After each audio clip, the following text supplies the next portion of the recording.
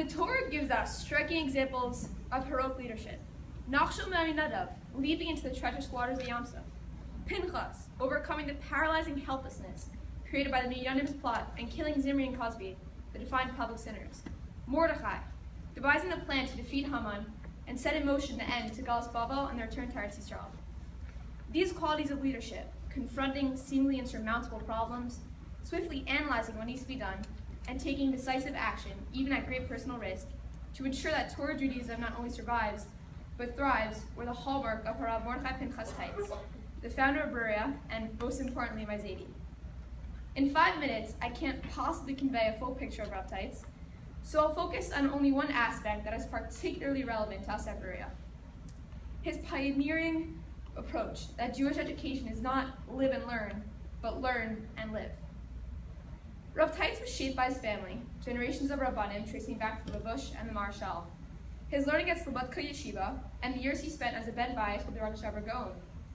Seeing that many young Jews in Litvisha communities were enthralled by communism and joining communist clubs, my Zaidi started a youth movement, Yavna, where young people could meet to hear informal Torah talks and socialize, sort of like an NCSY. He was 14 years old at the time, the age of some of our Berea freshmen. Rav Teitz crisscrossed the United States in 1934 with Rosh Yeshiva of Tel Aviv Yeshiva and saw the distressed state of Yiddishkeit. Torah observance was on the decline. Jewish learning was limited primarily to a handful of major cities, and the Reform and conservative movements were growing. Rav Teitz compared these movements to a doctor examining a sick patient and deciding to amputate to save him. Let's cut out Shabbos, let's amputate kashrus, when the patient's only ailment was malnutrition, the lack of Jewish education. When he became Rabbi of Elizabeth in 1935, he immediately set out to provide the proper cure. Overcoming strong opposition with charm, forward thinking, and steely resolve, he founded first an after-school Talmud Torah and then the Yeshiva Elementary School, enticing parents by fashioning the school as a wave of the future. He emphasized excellence in every aspect, from the Limudei Kodesh to secular studies to the maintenance of the building. He wanted the students to be proud to say that they went to yeshiva. Elizabeth became a beacon and a model for other communities to emulate. Rav Teitz always focused on the possibilities, not the pitfalls. He embraced technological innovations, seeing it as a force to be harnessed to spread Torah. When records became popular, he made records of Torah learning, calling them Baskol, the original Torah tapes.